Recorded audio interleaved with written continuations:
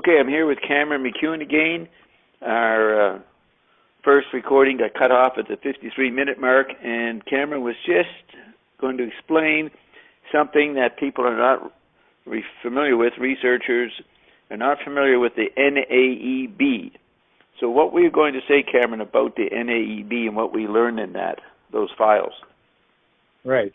So you bring out the importance in 1971 of his conversation with Father Peyton, where he says that the medium and the message run together, and it's not clear where one is differentiated from the other.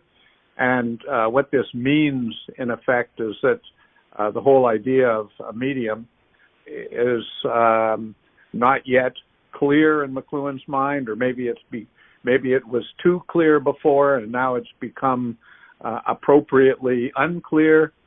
But at any rate, that's 1971.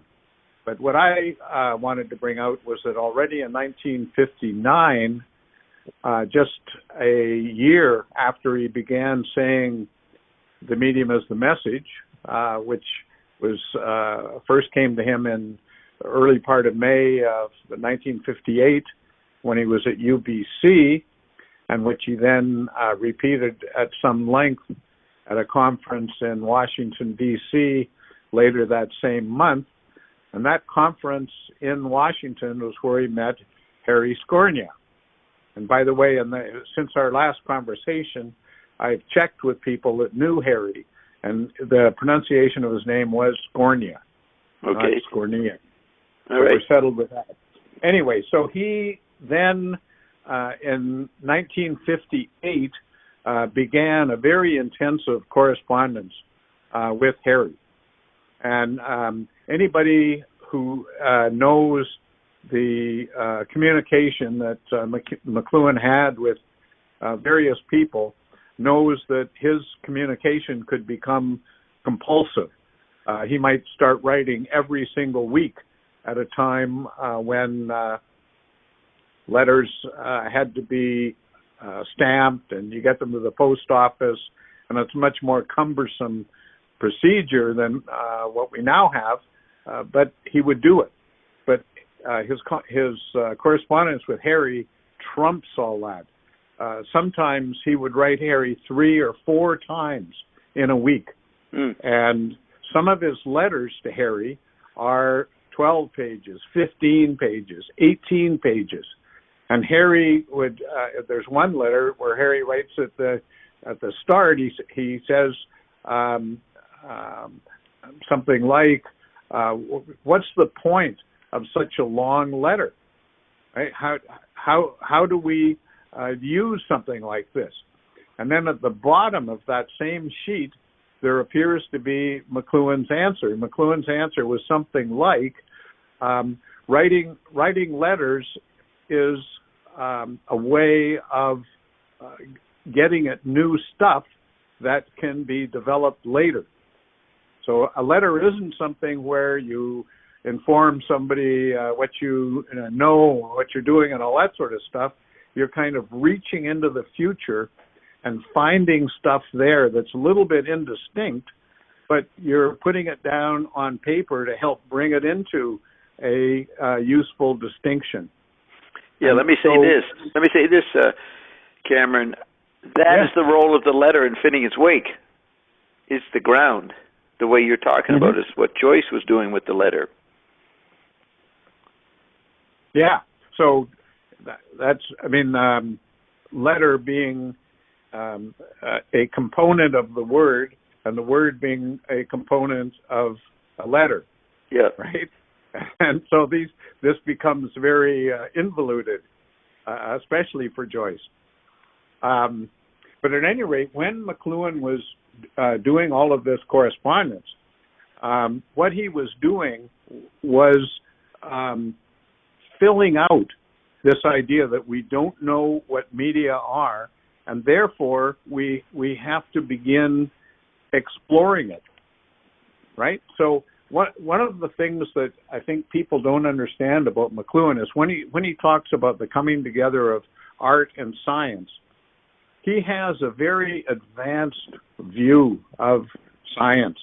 Most people think science, well, there's people in the lab and all that sort of stuff. But for McLuhan, his ideas are actually on science are actually quite close to those of T.S. Kuhn.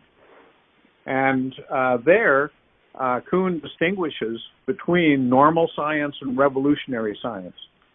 And one of the things that characterizes revolutionary science is that everything that normal science does becomes more or less meaningless and has to be recast. And naturally, this only can be done by great minds, and it also requires a kind of social component that makes it possible, because somebody can have great ideas that might revolutionize science, but those ideas can become lost or they can become delayed. The Catholic priest who had the idea of genes and how they work wrote all of his stuff, I think, in the 1850s, and 3 or 4 different people independently discovered his stuff in the first decade of the 20th century, 50 or 60 years later, and then genetics grew out of those discoveries. But for 50 or 60 years, it had been completely buried. Mm. So what McLuhan tries to set out, or what McLuhan is grappling to set out, is what do we need to do in order to found the science of media that might be. Right? He doesn't know what it is. All he knows is we need to get there, with scare quotes around there, because the destination is unknown. Yeah, I just want to say that Kuhn's book comes out in '62, so Marshall's he's not being influenced by Kuhn. He's just delighted when he reads it a few years later. It confirms what he proceeded to have used science as.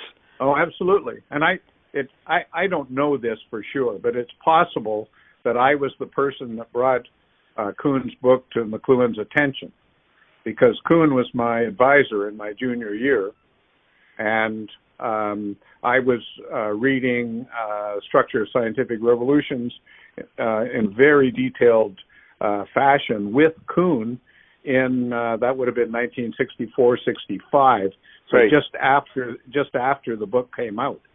Right. So then when I met Marshall, I emphasized to him that I thought his work had a lot to do with the work of Kuhn, and then it didn't go any further. I think, didn't you meet him in '70? Well, the more I think about it, the more I think it must have been in the fall of '68. Right, because he has it in Counterblast. Maybe. I don't remember that he has it there. I know that around 1970 it shows up. Okay, we could check that. But what university are you at when you're with Kuhn? Princeton. Princeton, okay. Yeah. All right, you might get that credit. Well, I'm not too interested in that. Yeah. But at any rate, what McLuhan is setting out in these long letters and stuff, and remember that NAEB, the E is educational, right? National Association of Educational Broadcasters. Yes. So McLuhan had been casting about in the 1950s for how he was going to find an audience. And he had more or less given up on a literary audience, and he didn't know enough for a technological audience, and he hit upon education as the area where he might make his mark. Right. And so this tied back into his thesis on Nash a decade before, which had often been about education. The history of education for 2,000 years, you might say, is one of its main topics. So in the middle 50s, he begins to lecture a lot and at the Columbia Teachers College, and to publish essays in the Teachers College Journal. Yes. And so by the end of the 1950s, he's known as an educational theorist and one who is grappling with issues that everybody knows about but didn't have a handle on. So the whole disconnect between teachers and their students, and the whole disconnect between what we're educating our students for and what the real environment is like out there. So McLuhan is doing a lot of lecturing to educational associations, to English Language Teachers Association, on and on. That's when he meets Neil Postman, I think. Late 50s. Could be. Yeah. That I don't know about.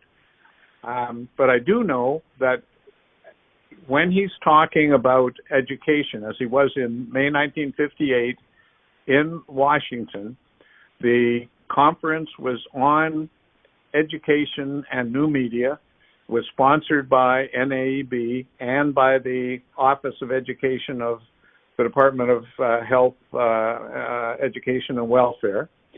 And those two sponsors of the May 1958 conference would be the two people that funded and guided his Project 69, which started the next year. So he meets Harry in 1958, end of May, and right away the two of them realize that they can put together a project that the federal government might fund. And I set out the background of this at my blog, so I won't talk about it much. But during the 1950s, the educational folks were trying to get more money out of the federal government, and they hit upon the idea of making education grants part of the defense funding, because it was far easier to get money for defense out of the government than for education. So they worked at that most of the decade, and they finally succeeded in 1958. So just at the time... Well, wait, who's they? Who succeeded in 58? Who succeeded in doing this? There was a rough coalition between certain senators, certain Congress people, the NAEB, certain universities, and they were lobbying the federal government in various ways to try to get some, it's minuscule money for the Defense Department, but it's huge money for educational research. So this coalition finally got some millions of dollars, right? Peanuts in the defense budget. Millions of dollars were going to be dedicated to research in education of new media. And that got passed in 1958. So McLuhan and Harry realized immediately that they might be able to ramp up McLuhan's reputation as a theorist of the educational use of new media to get money. And so in 1958, in the fall, they're putting together a description of a project, which then was finalized in January and February 1959 and approved in May of 1959 for a start in September 1959. Yeah. So all this time, for my purposes, all of this history is sort of background stuff. The important stuff occurs in McLuhan's letters to Harry, because at just this time, McLuhan is at what I consider to be the top of his game. In 1959, he's going to start to have his blackouts. 1960, he's going to have a near-fatal stroke. All of the 1960s and 70s, he's sick in various ways. So in 1958, 1959, the time of all of this correspondence, he's able to reap the benefit of the previous 2.5 decades of thought and investigation, and get them on the record, you might say, but not as a finalized product. Get it on the record as questions to be looked at. Right? Yep. And especially the question of, if it's possible to have a science of this stuff, how do we need to go to realize that science? And what he emphasizes to Harry is that in order to get new ideas, what you have to do is juggle ideas. So you juggle ideas, you talk about them, you write about them, and you continually sift them, and you're looking for that moment when the safe clicks open. Yeah. Right, as he later describes it. Right, and so that's what McLuhan thinks he's doing in Project 69, is trying to define the conditions of beginning rigorous investigation into these huge questions of education. Right. Now, don't you relate that to the discovery of the elements or something, in 1800, and McLuhan's looking for the elements or media. Correct.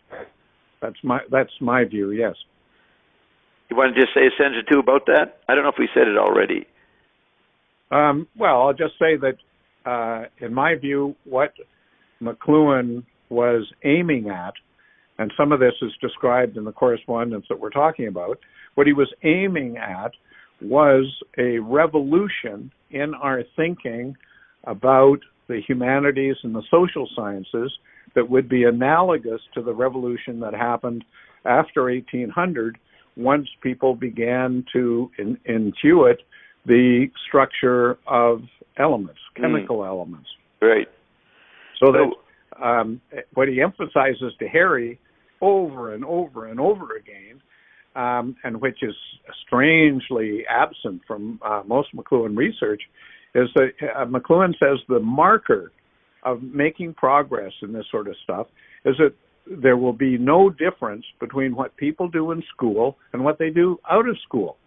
And what he means by that is, if somebody's doing freshman chemistry, that's not a different chemistry from what General Motors or Dow Chemical or anybody dealing with physical materials is doing, right? It might be simplified, but it's the same thing, right? And so McLuhan says this divorce between the classroom environment and the larger environment outside points to a deficiency in our thinking about education, right? We need to find a way that these inside and outside are doing the same thing, right? Not to say identical, not to say dead, but they're involved in the same project, you could say. And according to McLuhan, if we can introduce students to what's going on outside, then the divorce between teacher and student, or between the student's idea of who am I and what they're doing in school, these things will be revolutionized as well. Yes. Now, is this, as chemistry deals with physical elements, is media study with memes, mental elements? Well, you see, the whole question that we're involved with here is how does language work? How do media elements work? And you can't presuppose that the distinction we might draw now between physical elements and mental elements is going to hold once we know what we're talking about. Right? So you have a long discussion of Baudrillard. Yeah, exactly. Sorry. I got it mixed up with Baudelaire. Yes. But what he's talking about is the failure of distinctions, right? And you sort of follow on with his talk about the failure of distinctions. And McLuhan would probably agree with much of what he has to say, because the distinction between, say, physical and mental is something that we don't know much about because we don't have a way of rigorously investigating what the hell we're talking about. Yeah. Right? As soon as we know what we're talking about, then the explosion of knowledge will happen, as it did in chemistry, biology, medicine, genetics, all this stuff since 1800. Right. I got 2 points to make, maybe 3. Fire away. Yeah. Remember, the last 20 or 30 years, they've done a lot in the lab with hooking the brain up with perception or something. The cognitive studies, I don't know what they call them, but the military is flying planes with their thoughts and stuff like that, right? Yeah. That is new knowledge, and that might be getting into the finding out what's physical and what is not physical. The other point is, in the last recording, we ended with you pointing out that the Scorny discussion is the beginning of, say, 6 years, 58 to 64, where he's doing Gutenberg Galaxy and Understanding Media at the same time, Understanding Media being Project 69. So I wanted to point out that in Cliched Archetype, around page 100, no, I'm not sure what page, in Cliched Archetype, he talks about Thomas More's, M-O-R-E's, Utopia, and he says it's Napoleon, which is made up of 2 books. Book 1 is a discussion of the medieval environment, which was receding as they moved into the Gutenberg Galaxy. So it regards the medieval environment as art form. And then in Book 2, the way McLuhan describes it, more explores his present, the present time, turning, what does he do there? What's it say? Turning the past into an art form, or it's a bit different from Book 1. Book 1 regards the medieval period as art form, and then Book 2 is exploring the present to hike up the values of the past, something like that. So those were 2 aspects of the Apillion of More's Utopia, and in light of a lot of utopian thinking going on in the late 50s and early 60s, McLuhan probes that, and so the Gutenberg Galaxy is studying the print world and preprint world, the manuscript world, as art form, maybe even archetype. And then in Understanding Media, he's exploring the present with the electric media. Now, when I did his archives, I found a one-pager that he had on the manuscript for Understanding Media. And it started off saying, this book treats speech as an archetype. So it's not print as an archetype, like Gutenberg Galaxy, it's speech, but that's because there's a supposed retrieval of the oral world in the electric age. So it's important to think of the Apillion, which Marshall writes about with Don Thiel in his book on Tennyson in the mid-50s, the important role of the Apillion. And he says a lot of the modernists, Joyce, Eliot, and Pound, write Apilia, or Apillions. And so he's following in that mode with these huge Apillions, Gutenberg Galaxy and Understanding Media. So I want to make that point, and then I don't remember the third one, so it'll come up. Let me talk about the Apillion for a minute. Yes. I can't remember in the first recording if I pointed out that Eric Havelock, while he was at the University of Toronto, published his first book in 1939 on catalysts, and then published a long 3-part essay in 1946, I think it was, maybe the end of 45, start of 46, where, again, he talks about Apilia. So I think that the notion of Apilia was abroad at the University of Toronto just as McLuhan arrived in 1946. 1946, and that he had this notion of apelia kind of bouncing around in his brain. And at the same time, his friend Gideon had been teaching at MIT at the end of the 1940s, and McLuhan knew about that. And through Gideon, he knew about Carl Deutsch, and he knew about all of the work on cybernetics that was being done at MIT, and he knew that the key to this work in cybernetics was the computer, or what was in the process of becoming the computer, I should say, just at this time, and that the key to computation was digitality. And so you have the apelia as a literary form, which is always the bringing together of two different layers, you could say. Yes. And, which is something that Eliot was already saying about Ulysses in the early 1920s, right? And so McLuhan knew Eliot's essays very well, knew about Eliot talking about the echoing back and forth of Homer and modern Dublin in Ulysses. So McLuhan was very tuned into what was perhaps the essence of modernity in literature and the essence of cybernetics in technology. And so right. He was trying to think about all of this sort of stuff. Okay, let me throw in this part. So yeah. Gideon is in his thoughts through the 40s. So Gideon is right. like the Scornia of the 40s. And let's see, and then Hugh Kenner shows up, 46, 47. Right. But meanwhile, Don Thiel is at Yale studying with Wimsatt and Brooks and whoever else was there that are professors who have read McLuhan's PhD. So they've got right.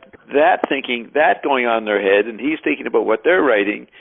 And Don Thiel is a student of those Clentz and Brooks.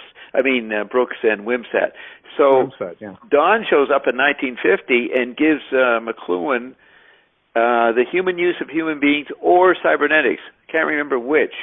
But Don said that he turned McLuhan on to cybernetics and what was going on at MIT. Now, maybe the Gideon part or what you were saying might be a factor that Don didn't know about. So Don becomes, after Kenner has gone to, what did he go Windsor to? And Yale. He went to Yale. He went to Yale, yes, in 48, 49. But he first took over. No, that's Kenner later. No. Kenner went from Toronto to McLuhan's old job in Windsor. Oh, yeah, in 46. That's right. At Windsor, he then goes back and forth with McLuhan about where he should do his PhD, and even if he should do his PhD. Yes. And the outcome of that is him going to Brooks at Yale. Yeah, that's where McLuhan meets Pound, which is another really important connection for McLuhan. And Kenner, in his obituary appraisal of McLuhan in the National Review in January 81, he says the most important thing that he got from McLuhan on a personal advisory level was the importance of getting a PhD. It wasn't so obvious in the late 40s, but he went with that. I'm going to get a PhD because McLuhan kind of recommended it, and he said that was really important in his life career, doing that to supplement what you're saying. And so meanwhile, Kenner goes down to Yale, and he's going to be dealing with the same professors Thiel is already dealing with. And so Thiel comes to Toronto in 1950, and he's only 22. And he has a math background at Yale. He's also in the class with George Bush and the guys that go on to do the Skull and Bones and the CIA stuff. He knew those people in his class. He never got raided, or whatever the word is. What do you call it when you raise somebody to join a frat? Well, maybe at Yale they don't exactly have fraternities, but the societies that they have there, Theo was Jewish, I think, right? Probably no, Don's not Jewish. He's Catholic. No? He's Catholic. I thought you said that he converted. No, that's Thal. That's Nelson Thal, Thall, and Don is Theall. Oh, okay. No, I know the distinction between the two of them. Okay, good. So that makes better sense to me, because I was actually going to question you about that, because it just didn't compute. Yeah. Yeah. All right. Good. So where are we? We're talking about Kenner and Thiel, and you were going to say something. Yeah. Well, I was going to say that perhaps, as is true in my own talk about McLuhan and Thomas Kuhn, where I think I may have had some influence, it's probably a human characteristic to think that one might have more credit than one actually did. So I think that McLuhan was already hooked into the Macy conferences before Don showed up at the University of Toronto. Okay, well, here's 2 points.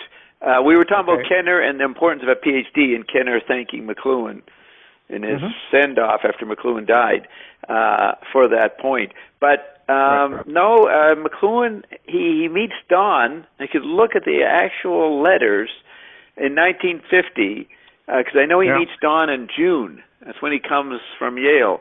And Don's doing it to avoid the draft that was coming in with the Korean War. And so he wanted to get to Canada. But you'll see a letter McLuhan's writing to somebody saying the MIT gangs are doing stuff way more important or more interesting than the literary claques, CLAQUES. That was his term. I don't know what that is. It's cliques. That's a letter to Pound. Right, and he's saying that we could look up the date and see if it's before Theo hands him the book in the mid-50s or after. That's the question, because if it's after June, then I would give Don credit for making McLuhan aware of this scene. I don't think he wasn't talking about it to anybody in 49. Well, I think it's a more complicated research question than that. The letter to Pound, I think, is 1951.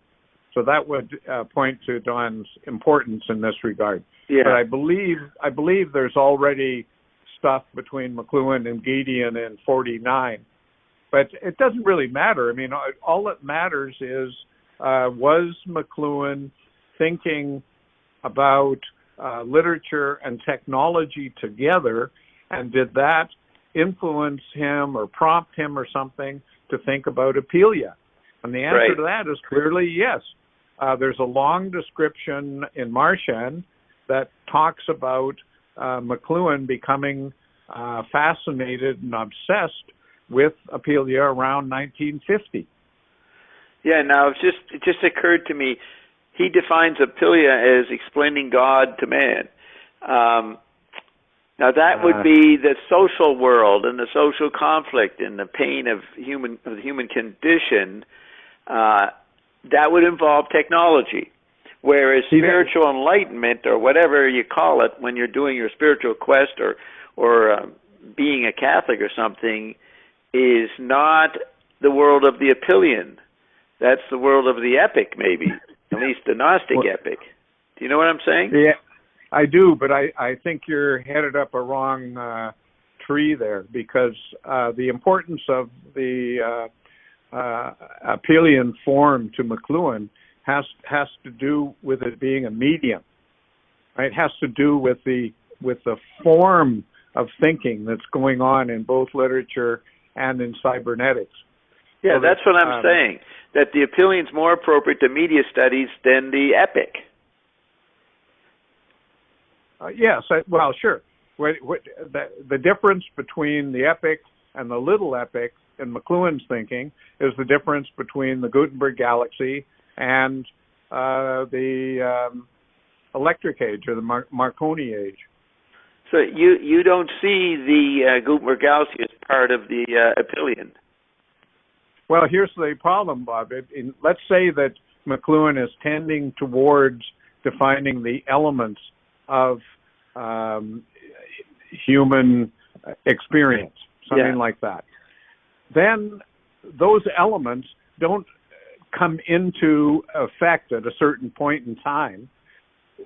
What one discovers, let's say in 1800, when you discover, first of all, oxygen, and then you go on to other gases and stuff, you discover what was always there but not known.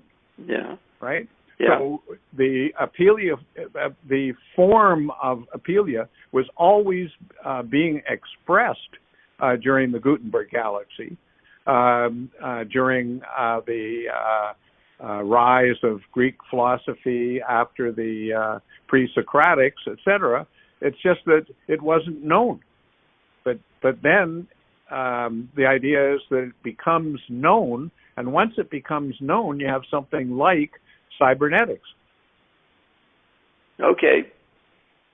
I'll put that in consideration. Good. Yeah. We're not speaking gospel here. Yeah, that's right. Trading ideas. Yeah. Okay, so we were talking about Scornia, and then I said, well, his colleagues in the 40s were Gideon, and then Kenner, and then Thiel, and he does a lot of work on Finnegan's Wake with Thiel. Didn't do that with Kenner, and he had been interested. Well, I'm not sure about that. I think Kenner was the guy that got him to reconsider, especially the Wake. Right. Kenner had expertise in Joyce, unlike anybody that McLuhan had ever met. I recall, I think, in Martian's book that Kenner said that McLuhan avoided the Wake, but I'm not exactly positive about that. But the thing is, he was doing the Wake with Muller-Time. How do you say his name? Muller-Time? Team. And that's in 39. So that was his main colleague in the late 30s. So he is aware of the Wake. He's looking at it, but he doesn't talk about it much in the 40s. He talks about Elliot, and he wants to do a book on Elliot with Kenner. And then he wants to do Lewis at 49, and he's telling Kenner or Felix, has he met Felix yet? I don't know.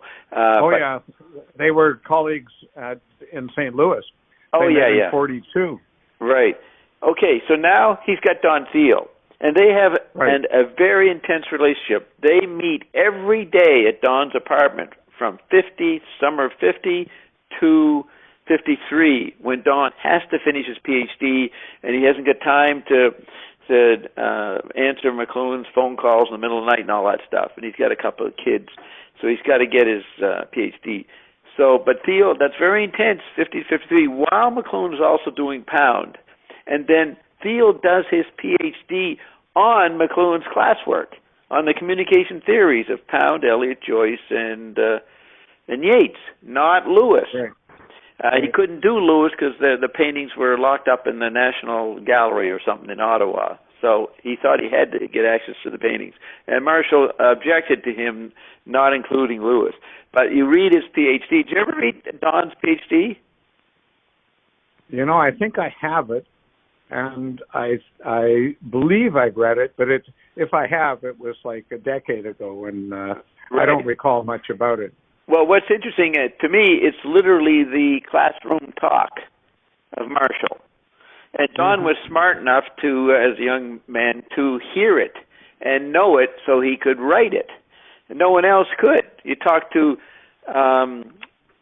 Murray Schaefer, who was in his classes in the early 50s. He didn't know what Marshall was talking about, not the way Don was. And, you know, you see the interview with that lady who was in that period. She said that Don was the leader of their clique of McLuhan students who were into McLuhan.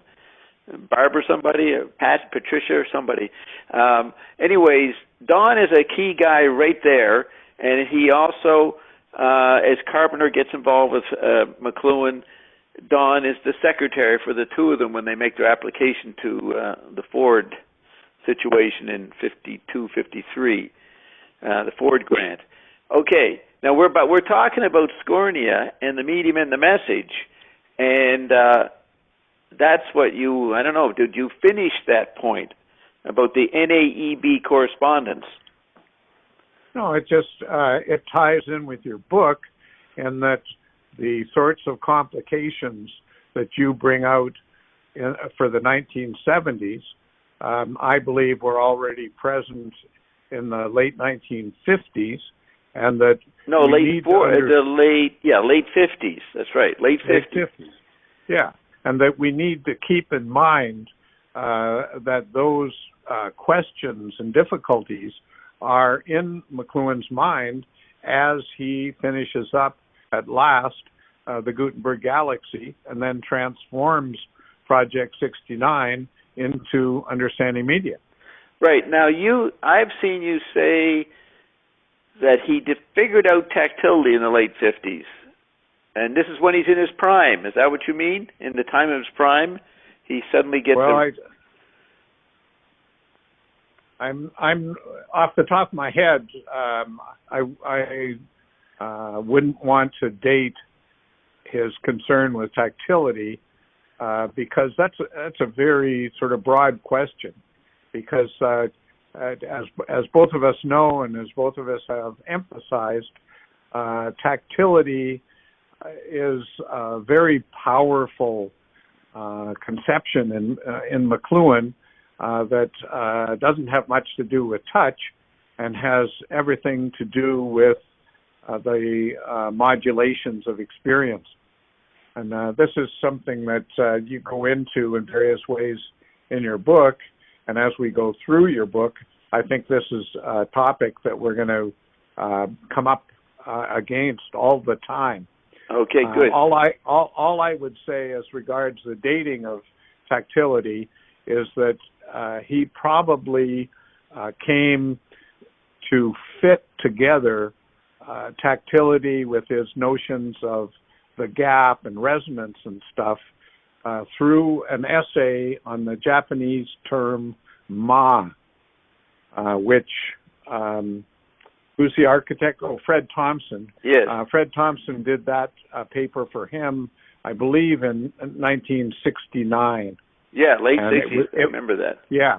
So it was that paper of Fred Thompson that got McLuhan thinking about tactility as the gap, as a lot of his letters at that point in time, as the letters that you have put up on your site, very often they have to do with the gap, or with nullity, or with nothing, and all of these things get associated with tactility in McLuhan's mind at the end of the 60s and then throughout the 1970s.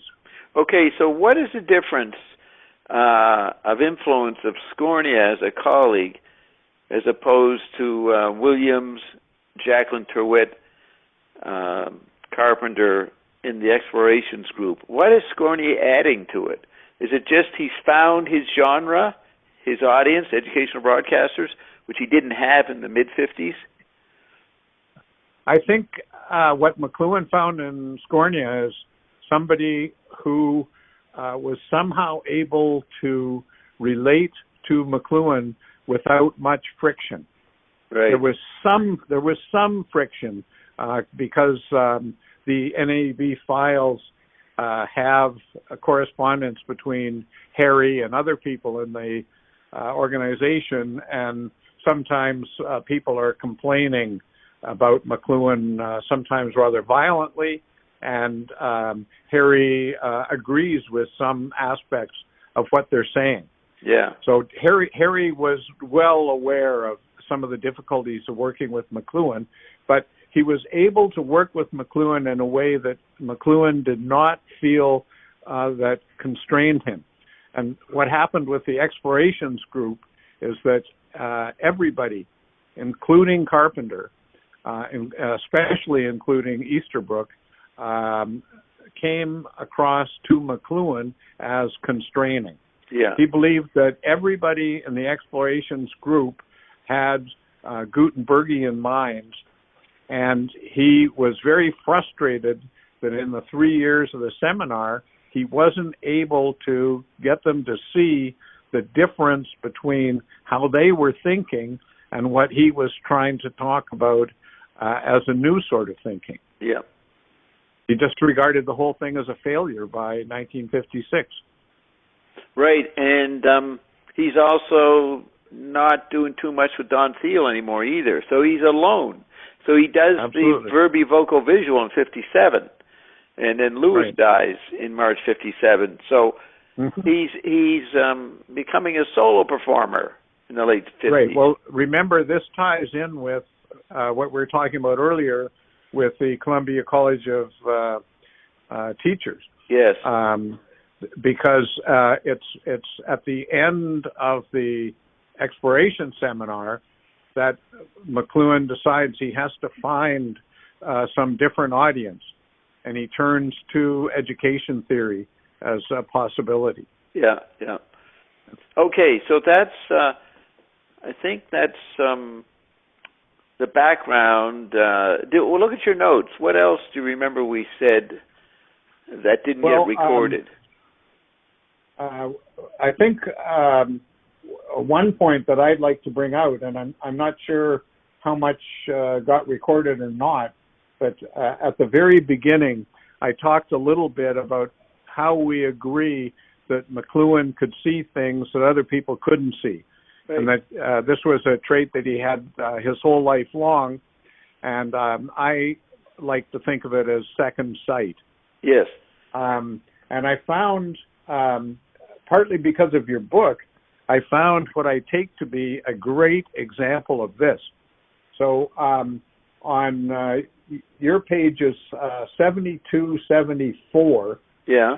If you happen to have that in front of you, you bring out a long quotation from A Garbage Apocalypse from 1970.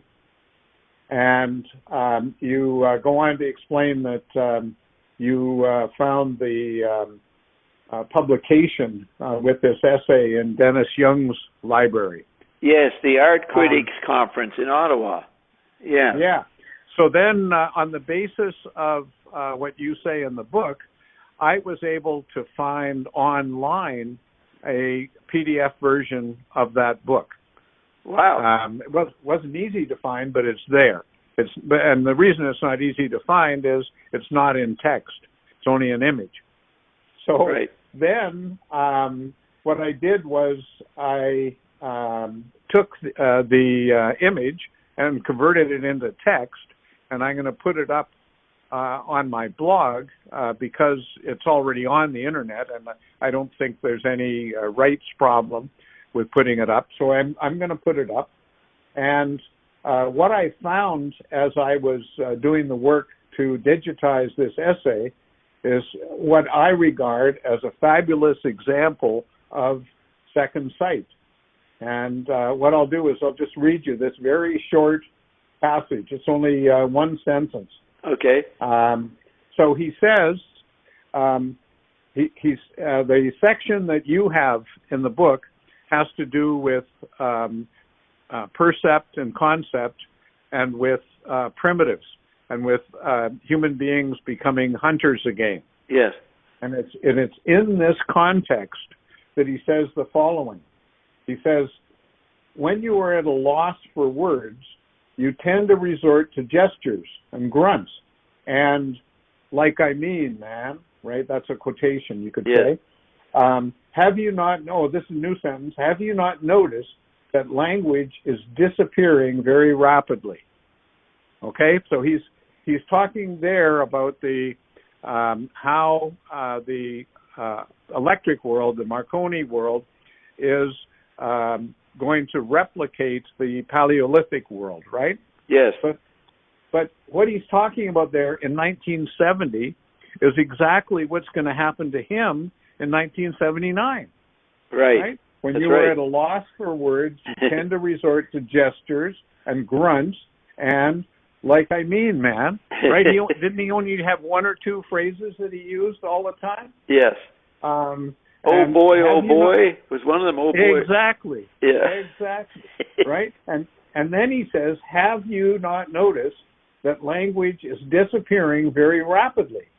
And so here we need to say, have you not noticed, he's talking about the lecture audience in Ottawa, I guess. Yes. That you is first and foremost McLuhan himself, right? Yes. Have you not noticed that language is disappearing very rapidly, right? So what's interesting about this is we can take from this some important characteristics of second sight that we always need to remember when we're reading McLuhan.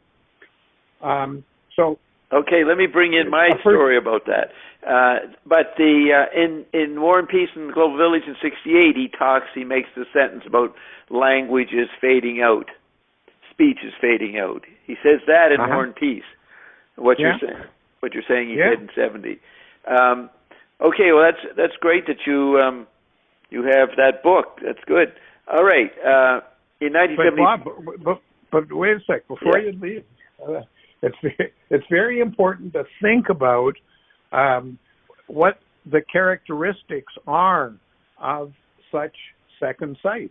Well, here he gives one example of one type, but remember in Take Today in '72, he's saying ESP is old hat. There's a new kind of second sight that he's probing around with. No, old hat. It doesn't mean old in the usual sense, right? Yeah, but then he goes on, that's the title, and then he goes into artistic awareness, prophetic, visionary awareness is obsolete. He says that in Take Today. Right, but you see, this is something that we're going to talk about a lot in going through your book. Okay. Once you advance into the electric world, into the all at once, then the obsolete and the out of date and all that sort of stuff has an entirely different meaning, right? Yes. Old hat is completely different depending upon whether you're talking in linear terms or if you're talking in all at once terms. Yeah, in Take Today, in the table of contents, doesn't he have old is new and new is old? Exactly. Yeah, and that's how the book ends, actually, in talking about that stuff. Yes, and then this essay in Verbi Vocal Visual 57, Electronics as ESP. He just says it blatantly there. That's right. That's right. Okay, so here's my story, which I said, but we don't have that part of the recording. So what happened is in November '74, he's interviewed by June Callwood, who is the McLuhan of feminism in Canada. She's a top journalist, very high-profile person. You remember her, right? Yeah, absolutely. And it's almost like she deserved the private McLuhan. So she comes to interview him, and he talks a lot about his kids and very personal stuff. And this is not in the article, what I'm going to tell you, but I got from somebody a copy of the recording.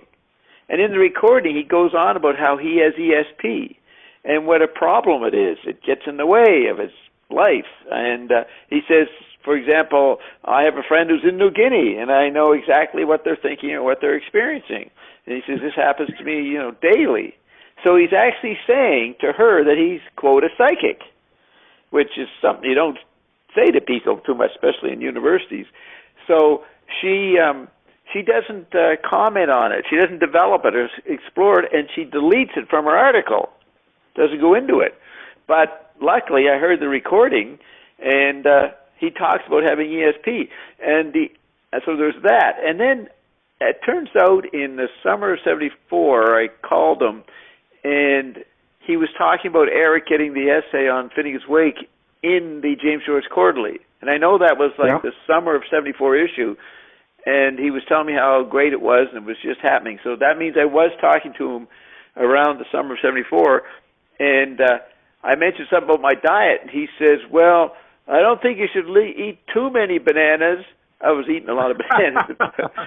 He says, Edgar Casey says that's not good. He quotes Edgar Casey, for God's sake, or for psychic's sake. Now, you know who Edgar Casey is. Yeah. The most famous medium of the 20th century, the sleeping prophet, he was called.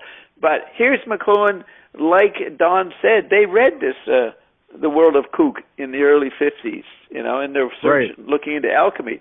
But if McLuhan knew he had ESP, then he would sneakily be looking into people that talked about that stuff, like Casey. So it's a big part of Marshall's life.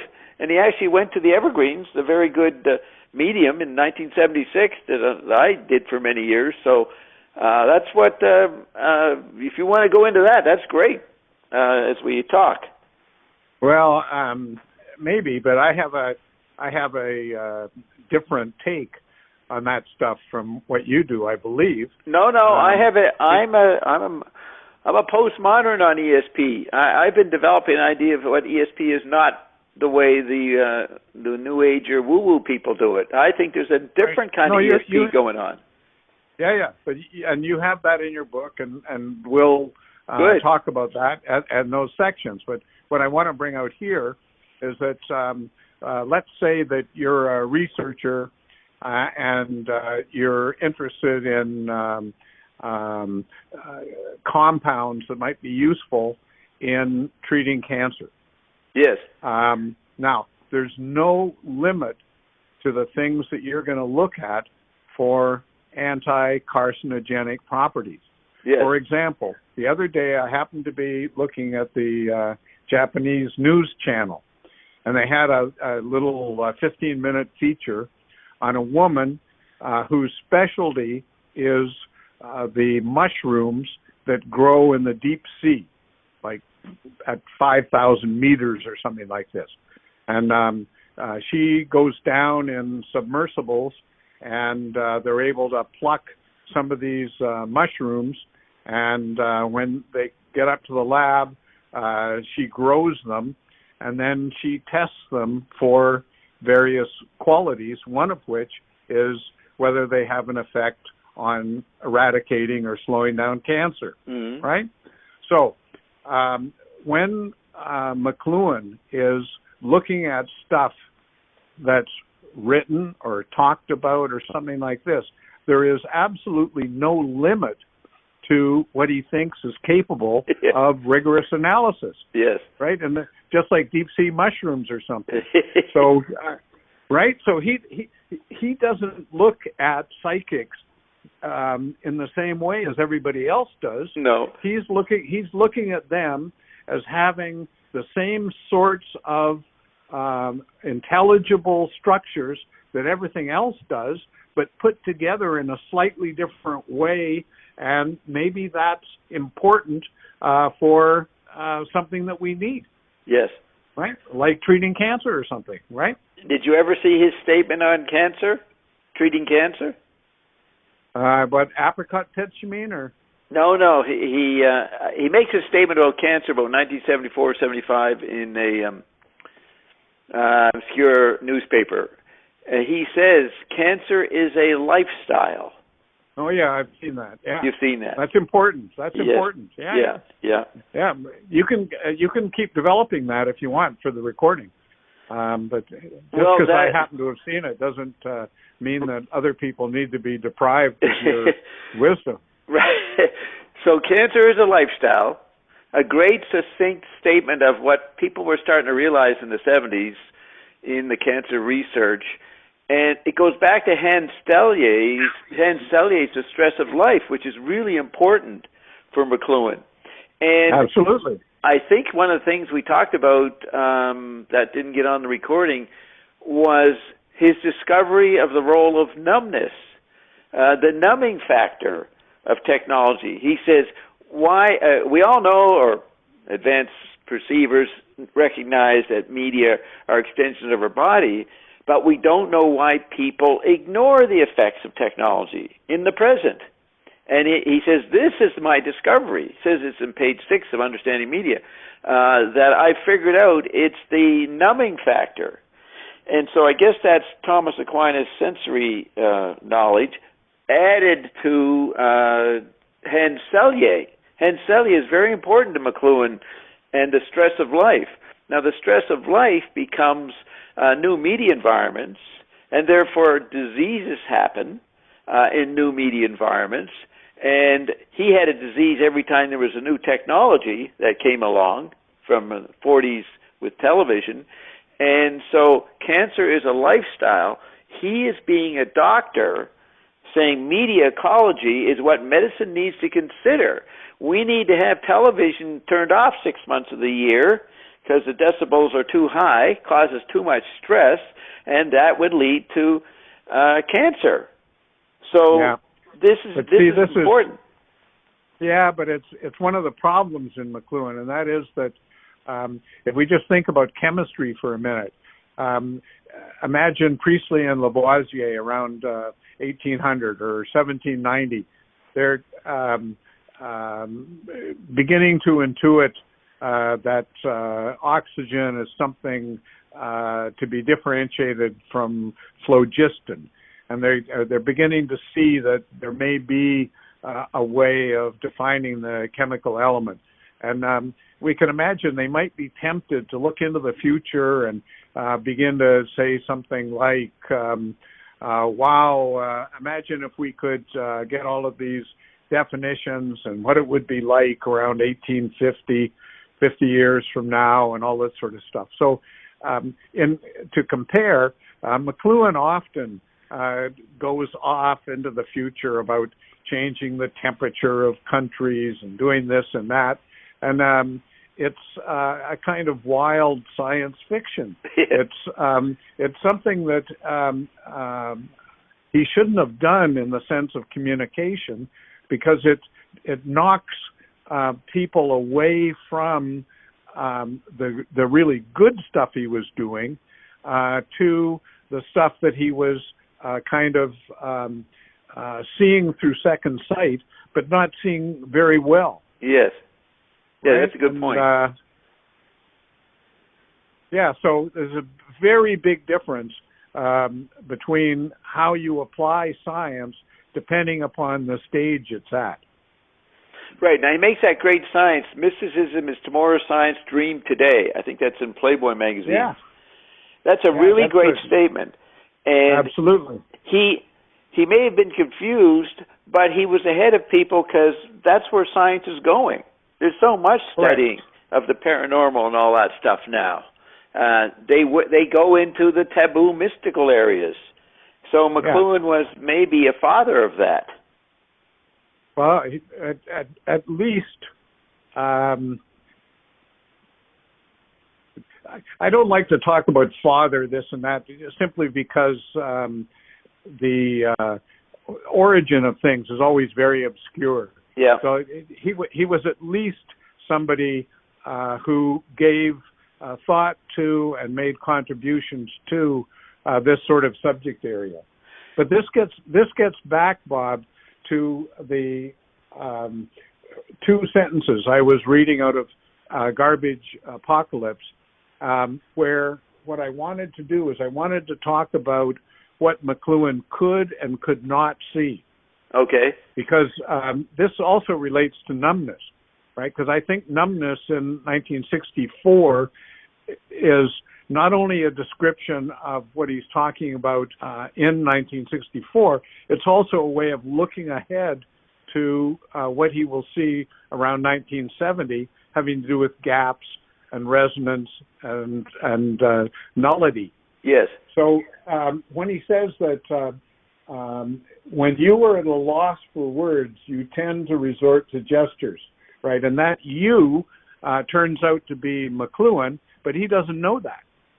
Right, and he doesn't know the circumstances of what will arise, and he doesn't know the causes.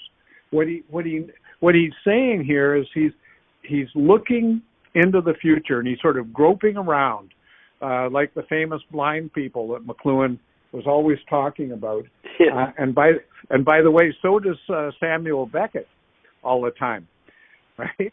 So, well, that maybe gets into Joyce's influence since he was going blind. Yeah, absolutely. So here's, and Joyce would know an awful lot about tactility just on account of his bad eyes. Oh, here's a side thing. You know that Joyce went to mediums a lot? No, it wouldn't surprise me. Surprise me. But remember what I was saying before about the difference between somebody who goes to a medium because they're ensconced in the Gutenberg galaxy, and they think, oh, here's a medium. They deal with life and death, and they deal with communication, all that sort of stuff. That's completely different from somebody that's in the Marconi era, and they're looking into media as something that's inconceivable to somebody in the Gutenberg era. Yes.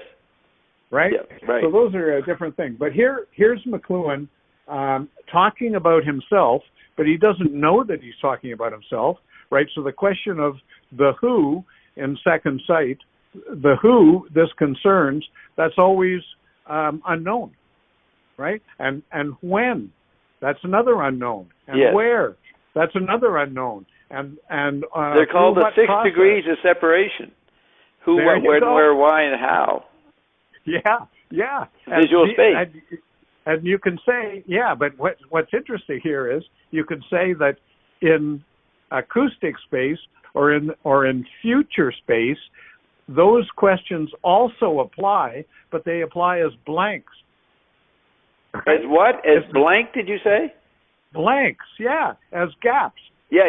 As unknowns. Right. So he says this stuff. He doesn't know who. He doesn't know when. He doesn't know where. He doesn't know how or what or why. Exactly.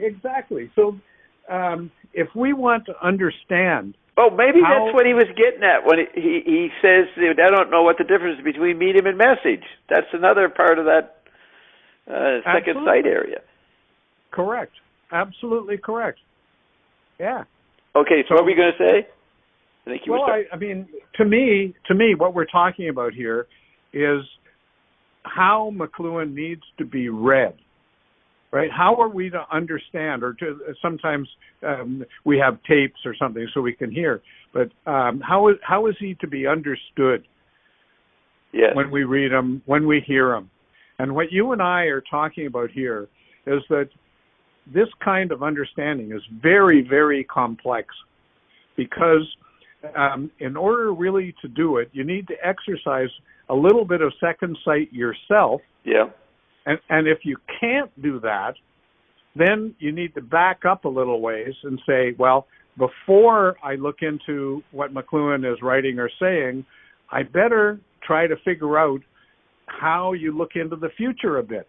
Because looking into the future a bit concerns how I, in the next 5 minutes, am going to try to understand McLuhan. Yes. Right? There's a necessary opacity there, both between what I'm doing now and what I will be doing in 5 minutes, but also to the perception I have of McLuhan, if I ever have one. You blipped out. No? Okay. What, after what? If you ever have... Oh, had what? Had a perception. Yeah, say that sentence again, that last statement or question. I'm saying that there's an opacity, a gap, something that cannot be seen between where I am now and where I need to be to understand McLuhan, either through reading or hearing. Yes.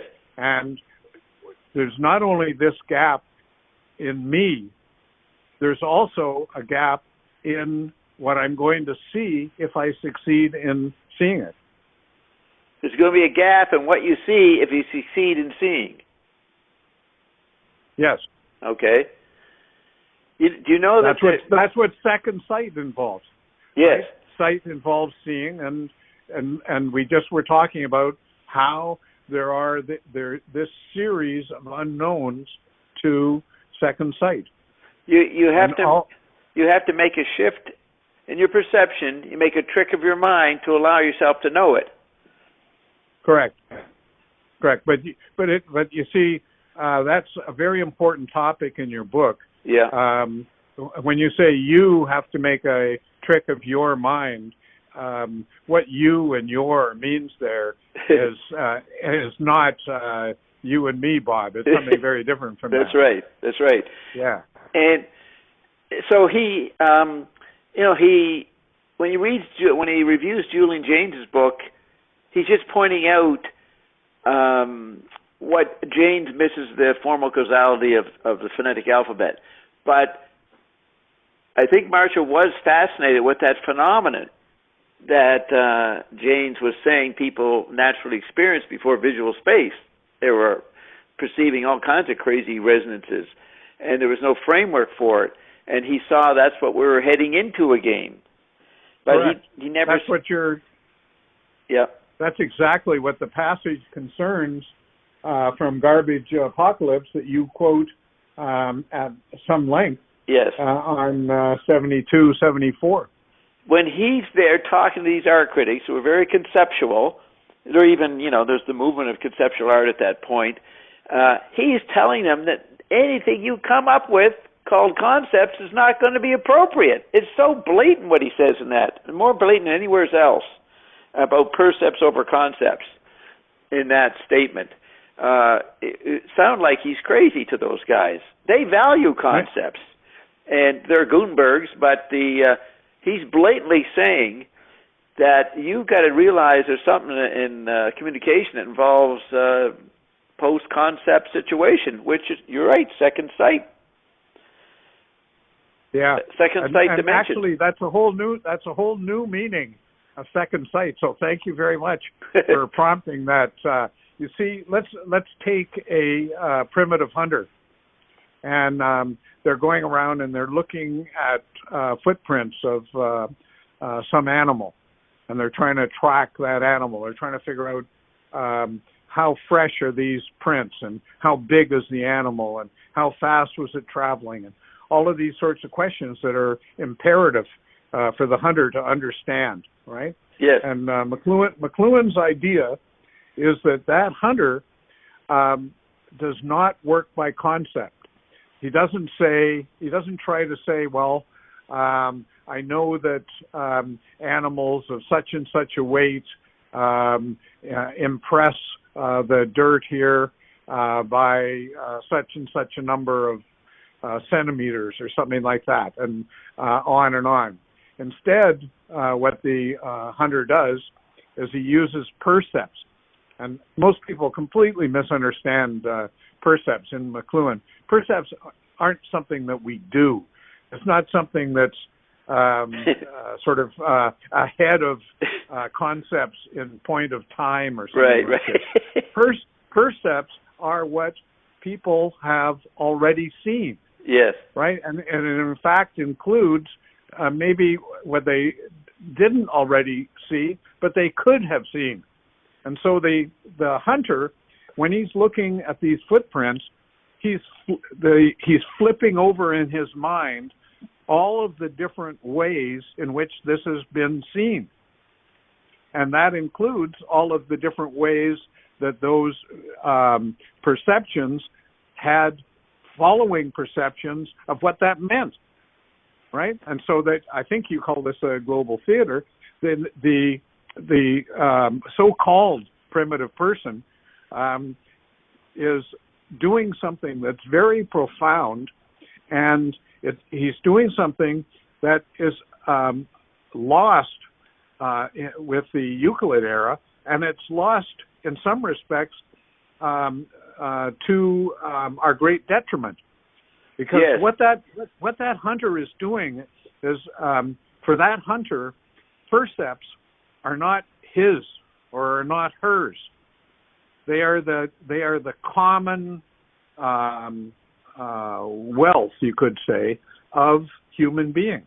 The lingua franca? No. They are the common heritage. You could even say the common being of human beings. Right? Okay. The person is not attending to my focus or my knowledge of things. That person, that hunter, is attending to all of the possible ways of seeing this and assessing this, and none of those belong to me. Right, that's the medium. That's a definition of the medium, an aspect. Well, one of the definitions. Right, let me say a few things before I forget them. Yeah, I get what you're saying. I want to point out, we forgot to mention, maybe he got his first inklings of this when Carpenter reported to him his Eskimo experiences, or what we call Inuit. I'm not so sure. I mean, look at his thesis. from 19. It was published. I mean, it was accepted.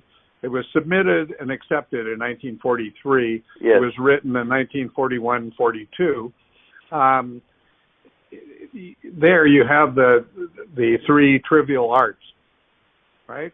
And Yep. those arts, according to McLuhan, are ways of relating to the world.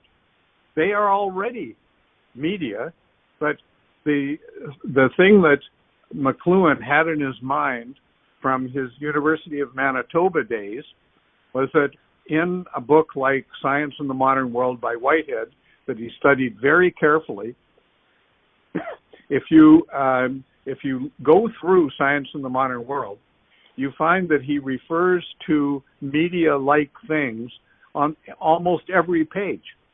But when he refers to them, they're always named differently, and they always have different specifications. Sometimes they're mental, sometimes they're physical, sometimes they belong to an individual, sometimes they belong to a society, sometimes they belong to a civilization, on and on and on like this. So McLuhan didn't know in 1930, let's say, when he first read Whitehead, that this was a problem. But over the next 20 years, next 30 years, I should say, it gradually develops in his mind that the whole question of media is self-referential, right? Unless you've got your media right, you're never going to get your media right. Okay, now let me add this. Remember he quoted somebody who said, poetry communicates before understanding. He liked that statement. Correct. Oh yeah, you and I conversed about this in email some years ago, and I have a post about it. And in fact, he says in 4 or 5 different places, usually referring back to Eliot, who made that comment sometime in the 20s. Right. Or maybe it was 1919. It was in the Dante essay. Right. Now, see, in my chart, I consider the 5 levels as 5 kinds of 20th century tactility or ESP, but a new kind of multimedia ESP. And as you have been talking, I'm thinking when I said there's the mental level of elements, which are media, and the fact that in 53, Crick and Watson discovered the particular parts of the genes, and McLuhan discovered the memic code. The memic would be later Dawkins' word meme. But this ESP that people have on the perceptual level of their society and the environment's influence on that, and maybe the conditioning of it, is what we're getting at. We're getting at an aspect of the meaning of medium. It's the collective ESP. And we ended talking last time about why did one culture dress one way and another culture dress another way? You could say it's the weather or different aspects of the physical environment, but there are also the effect of the language. And language is an active ESP. And look at the tetrad for verbum, V-E-R-B-U-M, that McLuhan presents, I think, in Etc. magazine. It's one of my favorite tetrads. Do you recall that? Mm-hmm. Yeah. Okay. You quote that maybe even in this book. I can't that's remember, right. But, yeah, it's in. Yeah. That's right. We look at there. But you see that this awareness of the medium that Lewis gets into is a product of the telephone and the radio in the 1920s. The medium is the message. It dawns on these people, in a very innocent way, and then McLuhan develops it and applies it. Sure.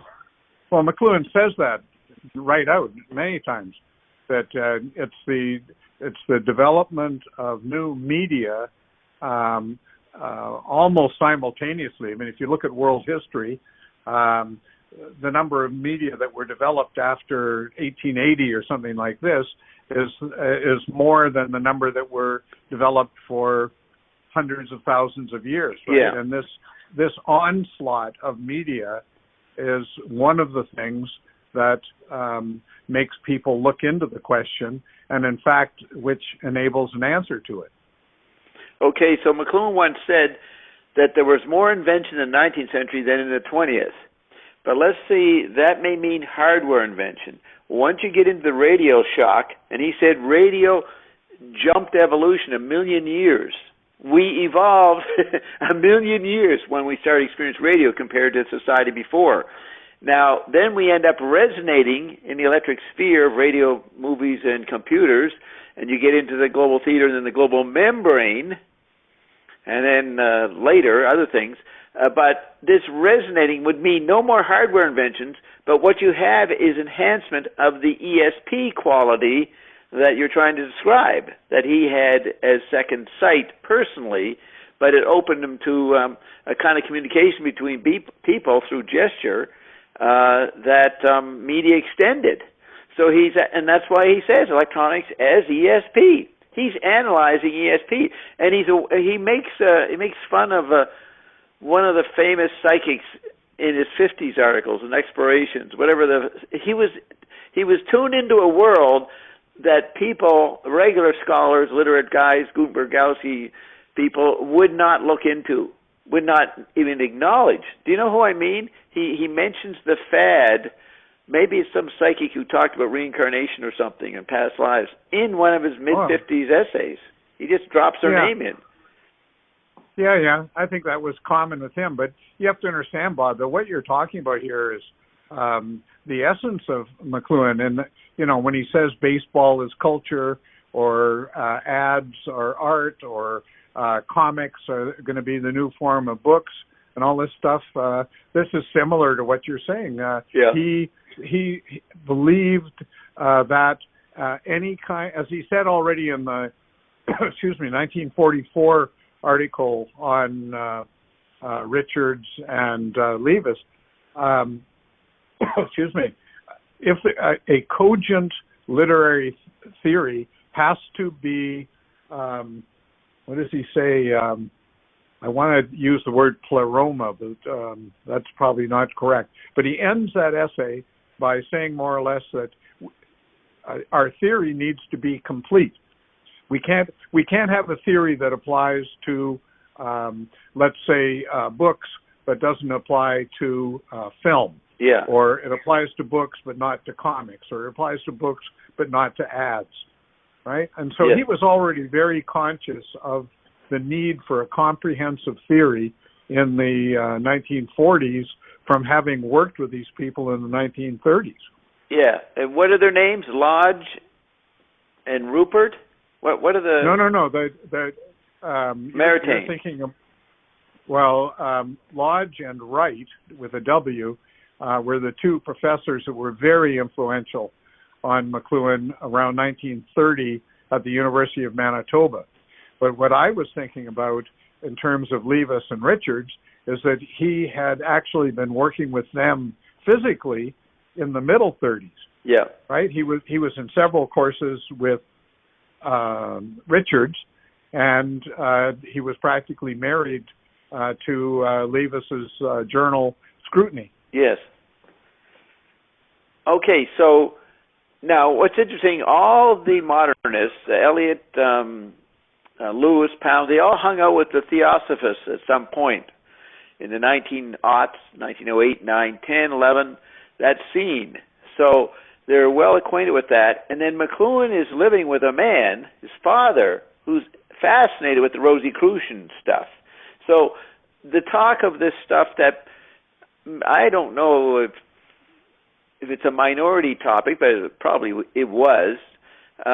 He had it in his house, and I don't know. Was his mother psychically channeling these things she'd perform? Was she having some ability that made her quite a good? What do they call her? An elocutionist. So he lived in a very charged house on these levels. That's right. Yeah. But you see, once you think of his mother, then you see that a lot of the definitions of these things needs to be enriched, right? Most people think of, let's say, channeling as something that a few exceptional individuals somehow reach across time and channel some other individual and all that sort of stuff. But McLuhan's mother, as a reader, had a business of channeling, right? And she was constant, as she was cleaning the house, she was constantly murmuring to herself. Yes. Yeah, really, the house was full of murmurs of English literary history. Right. That's why he knew so many poems.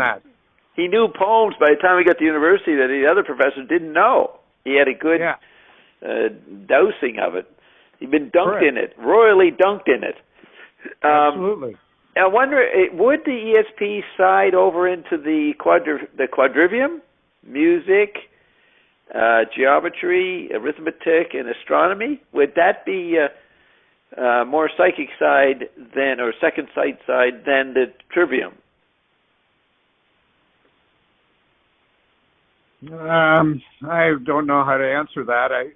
I think that the second sight would enter into all of them in a certain way. Yeah. But I think again, some of this is in your book. That's right. And we will definitely get to it. But the whole topic of McLuhan and music is a very rich one. Yes. One of the things that I think we talked about last time but didn't get recorded is the fact that the Muller teams were a very musical couple. Yeah. Right. Bernard Muller team was an accomplished violinist. His wife was near professional pianist. Her father was the conductor of the Kansas City Symphony Orchestra. So when McLuhan comes to write to marry Muller team as Bernie was dying in 1974, what he mentions with Corinne is being immersed in that musical household and learning about modern trends in music. And then when he's saying that that's their experience with the Muller-Tims? Absolutely. Absolutely. See. And then if you go back 5 or 7 years before that, in his letters home from Cambridge, he frequently mentions going to a friend's house to hear a symphony or some music or something. So it was part of McLuhan's culture. I don't know if it began already in Winnipeg or not, but certainly by the time of Cambridge, he was tuned into the idea that music, and especially modern music, was an important component of education, of being an educated person. Yeah, let me add this point. Okay, so why do two musicians, great musicians, they're attracted to McLuhan? They find he knows how to talk their language or to translate their experience. His vocabulary is useful. That's Glenn Gould and Duke Ellington. They both wanted to hang out with McLuhan. Ellington used to visit the Coach House.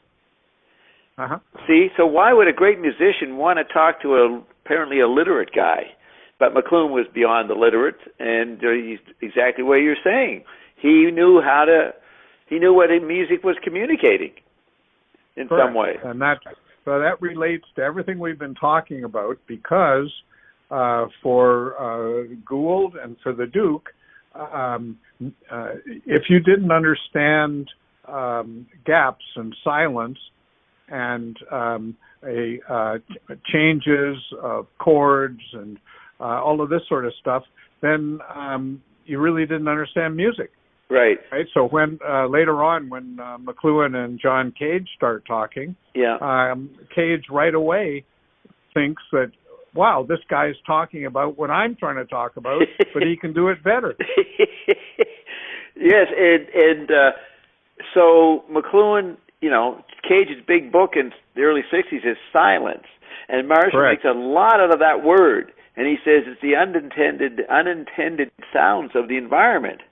That's your acoustic ground there, and it's not limited to music. So Cage, as a revolutionary musician, there's lots of books and essays on him, and they write about his interest in McLuhan, but they don't get that McLuhan was further along than Cage in understanding the dynamics of acoustic space in a new electrified tactile environment.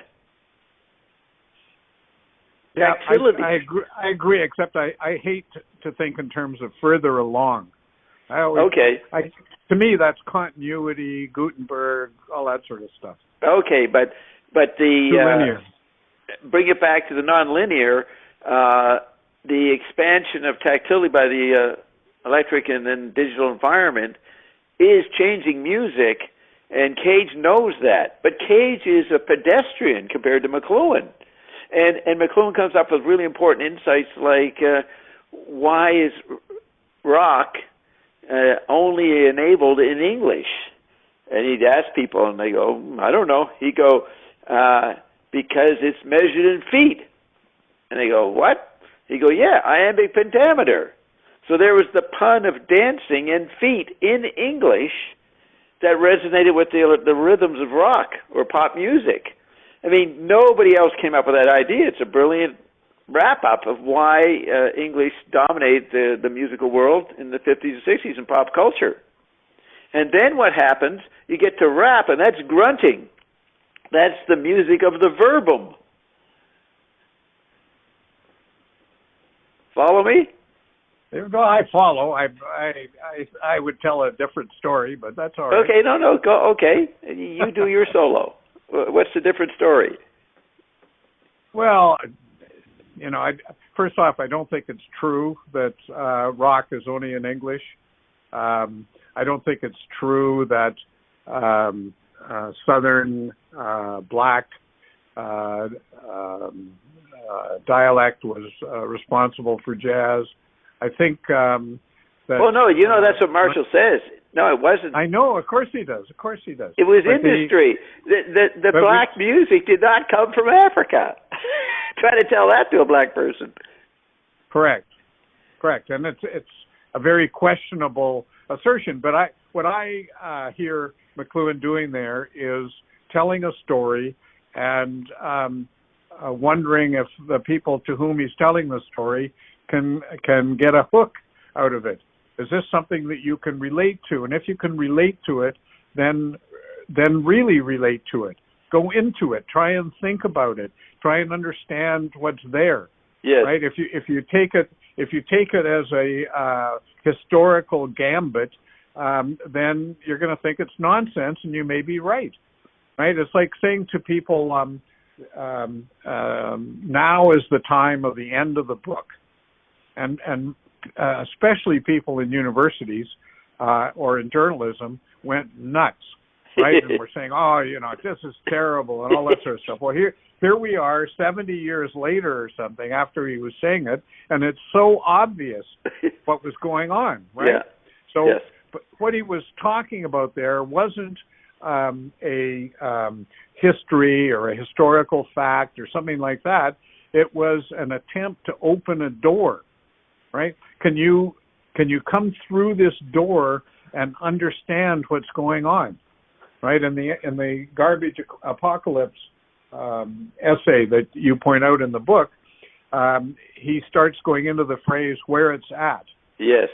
And says it's very important to think about this, because what do we mean by "at"? Right? Yeah. It's a great question. Yeah. Great question. But people say it as if they know it. Correct. What it means, as if it's appropriate. Yeah. They say before they understand. Yeah. You see, if he's right about percept and concept, and this is something that I think nearly all McLuhan quote-unquote scholars know nothing about. If McLuhan is right about percepts and concepts, we could never not use percepts. It's just that we don't know that we're using them. Yes. What did you know that R. Buck, a friend of Walt Whitman, who did the book Cosmic Consciousness, which once I saw in a picture of McLuhan's library, you can see that he's book. He's a Canadian, that guy. Right. Yeah. Now, I think he used the word percept. McLuhan made a statement that you can't find a definition of percept in French, or is it in English? I can't remember how it goes. there's no word for percept before the word percept? Did you know that? I don't know. You don't know? Okay, I might be mixing up. I can tell you what my research tells me on this. McLuhan read Science in the Modern World in around 1930, and I think he read it many times. He has 2 copies in the library in Toronto, and may have had more copies than that. Both of the copies in Toronto were annotated, not heavily annotated, but annotated. So he reads Whitehead with Rupert Lodge in Manitoba. And to my way of thinking, he reads it enough that it sort of goes into his RAM memory. And then for the rest of his life, he's got this stuff in there, but he's constantly shifting it, mostly unconsciously, as to what the hell it means, right? And he quotes and discusses Science in the Modern World many, many times over the course of his life. He ends the medium is massage, or maybe Fiore does, with the quote from Whitehead: "The business of the future is to be dangerous." Isn't that Whitehead? Yes, sir. Yes, sir. Yeah. But just listen to this. Here is talking about pages in Science in the Modern World is sort of nonsense because there's so many different editions. But in Chapter 3 of Science in the Modern World, Whitehead quotes Francis Bacon. And it's from a book, Silva Servarum. It was published immediately after Bacon died in 1626. And the scholars of Bacon think that he was writing it in the 1620s. So this is Bacon as quoted by Whitehead. "It is certain that all bodies whatsoever, though they have no sense, yet they have perception. For when one body is applied to another, there is a kind of election to embrace that which is agreeable and to exclude or expel that which is ingrate. And whether the body be alterant, or alterant being that which alters, or altered, that which is altered, evermore a perception proceedeth operation. For else all bodies would be alike, one to another." Now, I'll go back to Bacon in a minute, but Whitehead then says, "Note the careful way in which Bacon discriminates between perception, or taking account of, on the one hand, and sense, or cognitive experience, on the other hand." So, here you have a definition coming, first of all, from Francis Bacon, and then discussed by Whitehead, differentiating between a percept, which is original and which is not part of cognition, and concept, which is not original and which is part of cognition. Right? Yes. So when you're talking about the global theater, or when you're talking about the Paleolithic hunter or something like this, and how the earliest of humans and perhaps the latest of humans are conducting perceptions. Perceptions are what is already there for humans if they attend it, but it's plural. Yeah, in War and Peace, he talks about needs before concepts. Yeah. That the same thing? Absolutely. Heidegger has whole essays on what is it to need, right? What's involved in needing? Right. Is it only that I don't have something and I better get it? Or is it a demand made on me? Right? Do I need to be somebody other than I am? Yeah. Do I need to communicate something that people need to know? Do I need to find what I need to communicate? Need is a very rich and difficult matter. Yeah. But, okay, back to Buck. So I think, in my memory, that Buck was the first to use the word percept. Does that mean anything to you? Does that sound familiar? Well, he may. Buck may have used the word. He certainly wasn't the first to use it. I was just reading from Bacon talking about percepts as being original. Well, he called it perception, didn't he? He called it what? Perception. Did he say the word percept? Oh, I don't know about that, but percept was not an uncommon word, Bob, in earlier English.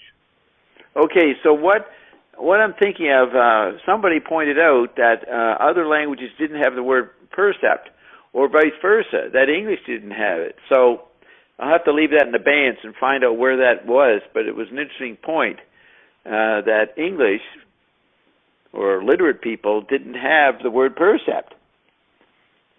Anyways, that's not familiar to you, so let's drop it. So back to Bacon. He's talking about needs before concepts, and he's using the word perceptions, right, in what you quoted. Right.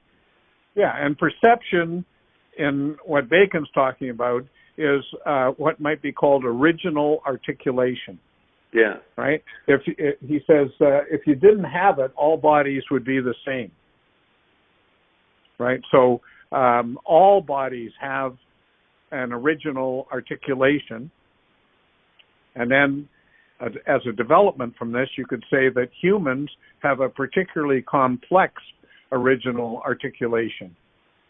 And then overlaid is social media. That's where people do become the same body. Oh, yeah, but I think, but we'd have to be careful there because there you're using media in a secondary sense, whereas in most of our conversation today, we've been using medium and media in a original sense, fundamental sense. Okay. Let's go into the next part that you want to develop in my book. We're doing page 40, then we jumped up to 70. Do we go back to page 10 or something? What's the next thing? And maybe check your questions there you wrote. Yeah, my preference, if it's okay with you, is to go through, to me, the richest part of your book, and very perceptive and interesting, are these pages between, let's say, 40 and 80, and maybe especially between 60 and 80. Okay. Has to do with all of the sorts of things that we're talking about. Okay, good. Okay, so let's go to where you want to go in that stretch, in that section. One of the things I have to bring up with Clinton is that he needs to correlate the page numbers and the PDF pages because any kind of talk about the book is difficult when those two things are different. But let me go to PDF 38 and see if that's where I want to go with, or it could be... let's go to 38, page 38 in the PDFs. So right, because plug in. I have one copy where the page numbers, they go down in order, but he has another version where 1 and 2 are beside each other. Then you go back over to 3 on the left and you get 3, 4. Is that what you're talking about? No, just in the PDF that you sent me, there's at the very top, is the PDF page out of 189, right? There's a page number, for example, 38, and then slash 189. And you can change the page number before the slash into anything you want. But that number is always too higher than the number of the book. So Okay. if you go to PDF 38 out of 189, you end up on page 36 of your book. I see. Okay. And he can correlate those. It's no problem to correlate them, and that would be good. Yeah, And let me I'll mention one other thing that I have to mention, and that is that there's quite a few references in your book to the interior landscape. And to me, it doesn't make any sense to have references to the interior landscape as opposed to the essays in the book. Because if you have the essays within the book, then you know the time that it's being talked about. Whereas if it's just like page 42 of interior landscape, you don't know what essay that is, and you don't know what time it is. Well, I thought I did that. I would have both in there. I'd give the essay and the year, say, published in 53, within a bracket, and then you'd go to page 35 in interior landscape to find it. And that's 69. Yeah, it's not consistent, but I would say there's more references to interior landscape without reference to the essay than there is the other way. Okay, I'll have to look at that. It's not a big deal, but it's just something that would, if it were amplified, it would just make the book more easy to deal with. Okay. Yeah. I'll bring it up with them. Let's say on page 36, you have a nice phrase here. You talk about, you say in the middle of the page, metaphor is a dimension of which we know nothing. You could say that's tactility in McLuhan terms. It's the interplay. Now, that's a very rich series of identifications, and I agree with it wholeheartedly. What you're saying there is that in metaphor or in tactility or in interplay, there is a gap, and you say that it's a dimension of which we know nothing, and for dimension you could even put the word nothing. So you could say it's a nothing of which we know nothing, right? Yeah. But as we go through these pages, you talk a lot about tactility and about interplay and all this stuff. And what's very interesting about all this is that you can see that if tactility is not one thing, and even in the same paragraph you go on to describe different kinds of tactility. Yes. If tactility is not one thing, then it's possible to imagine a range of tactilities, and then it's possible to imagine that you might be able to define media as that range of tactilities. Right. And in fact, I think we can do that. Yeah, that's what I was trying to get at, 20 minutes ago, which you said, yeah, we're going to talk about that. You're right. Cool. Yeah, my chart is 5 kinds of tactility shifts, phase shifts. Yeah, 5 kinds of nothing. Now, I'm just looking at the quote. What does it, I have here? But by analogy, that's a metaphor, there are no more metaphors possible. Is that the paragraph you're talking about? No. Do you have your book up or? Yeah, no, I'm looking at it, and I'm reading page 36. Okay. Maybe we have different versions. Oh, yeah, the number. On my page 36, there is no quotation. No, it's blue. So, it's me talking. Yeah, it's blue. It's you. Yeah. So where is the sentence? It is no longer even a dimension, or perhaps it's the 4th dimension. Is that what you had read a couple minutes ago? No. They're trying to turn into a metaphor something that can't be made a metaphor? That sentence? No. if you, under edit, there's a find function, right? Right. Yeah, so look up interplay in the find function, and that should get you to the same place. Okay. Interplay, one word. No, that doesn't get me there. It takes me to other pages. So what's another word on the page? A more unique word. Well, I mean, that's why I picked out interplay as being fair. How about oscillates? Okay. OSCILLAT. Yeah, I have here, it oscillates between non-contact and contact. Right. Yeah, that's right. What page number? Okay, that is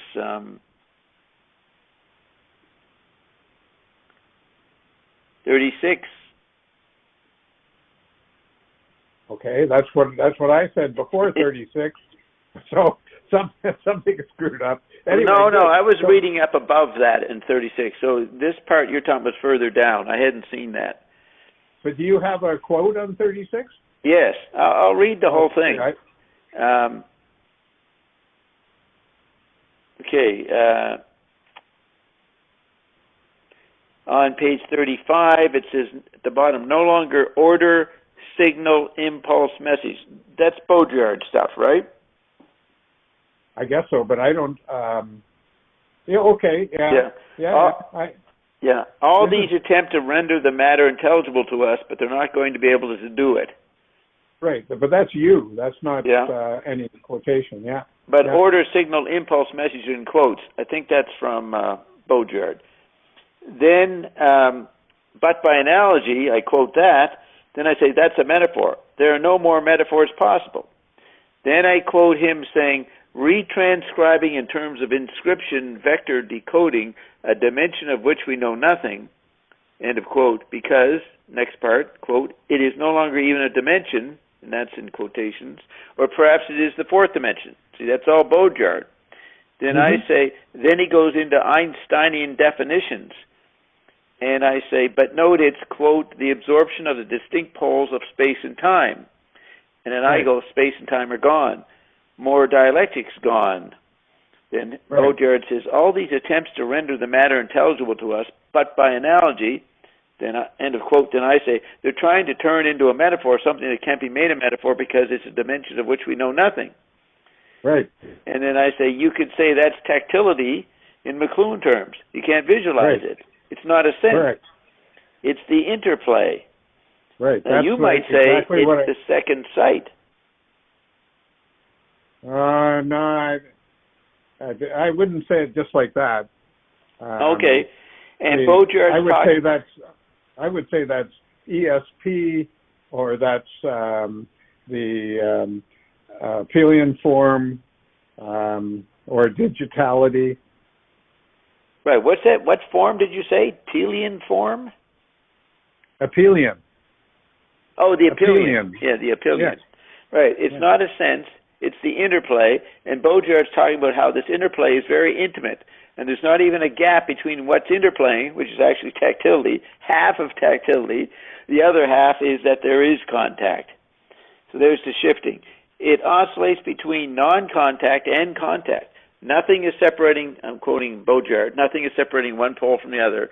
And I say he's saying that at the beginning, there's no difference between cause and effect, which is the way people think. And then I say, your thinking doesn't work anymore here. You can't even begin to say, Bert is a human. Bert is the actual guy I'm saying this to. Okay, no, but let's back up just for a sec. Okay. Later on, you say that all of this commentary turns out to belong to the visual world. Yes. And you're absolutely right about that. So, I mean, anybody listening to the tape, they should know that you're quoting Baudrillard and you're discussing it, but the voice in which you're discussing it is a self-conscious visual voice. Yeah.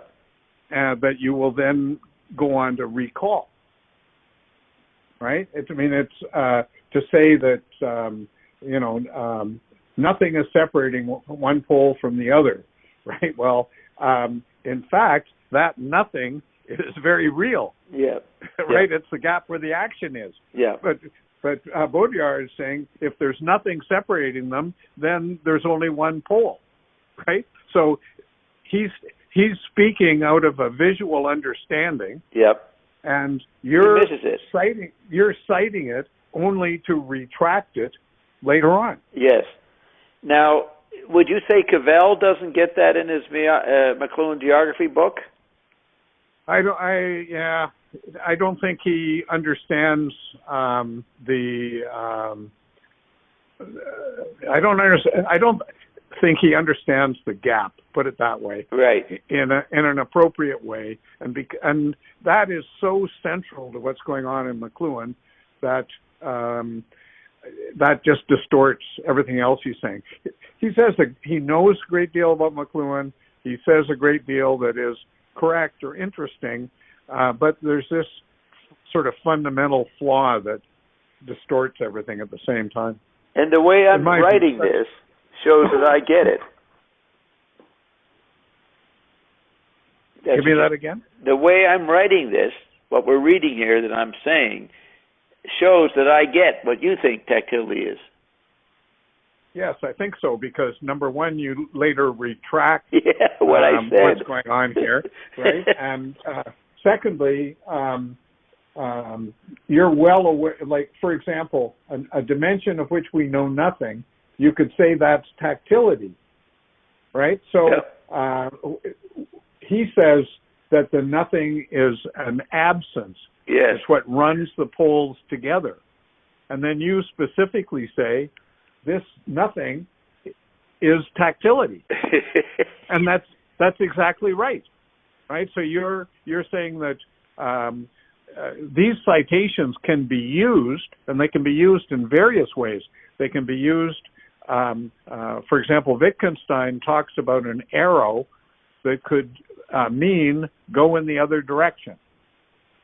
Right? And so he says that if you want to understand arrows, you got to understand the language game, or the environment, you could say, in which it's playing a certain role. Right? You can never just say that, the arrow is pointing this way, and that's the only possible meaning it could have. That's ridiculous. Yes. And that's what Richards and Eliot were saying about the history of poetry. That in order to understand a word, you have to understand the whole context, and you have to understand the richness that great poets build into the words, or at least recognize in the words, and then are able to use that richness, right? Exactly. So, you got it. Okay. Yeah. So I'll just read the next paragraph. I say, your thinking doesn't work anymore here. You can't even begin to say, Bert is a human. No, Bert's merged with technology. There isn't any Bert. I can't even address Bert or recognize when I'm addressing Bert. He isn't a human. He's a machine. Then I have a quote from Baudrillard, but nothing separates one pole from the other. Then I say, there's no initial and then a terminal. There's no start here and go there. Quoting Baudrillard, there's just a sort of a contradiction. End of quote. Then I say, in other words, it's like looking at a heart pumping. You can't follow the complex pumping of a heart.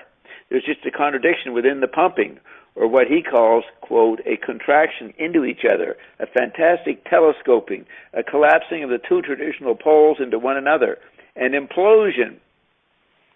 And that's where Baudrillard's influenced by McLuhan, because McLuhan made the word implosion popular in his book. Yeah, but for McLuhan, implosion is the what makes intelligibility possible, and for Baudrillard, it's what makes it impossible. So there's a fundamental confusion there. Right, and that would be that's where McLuhan says communication and matching and communication doesn't happen often among humans. Correct, absolutely.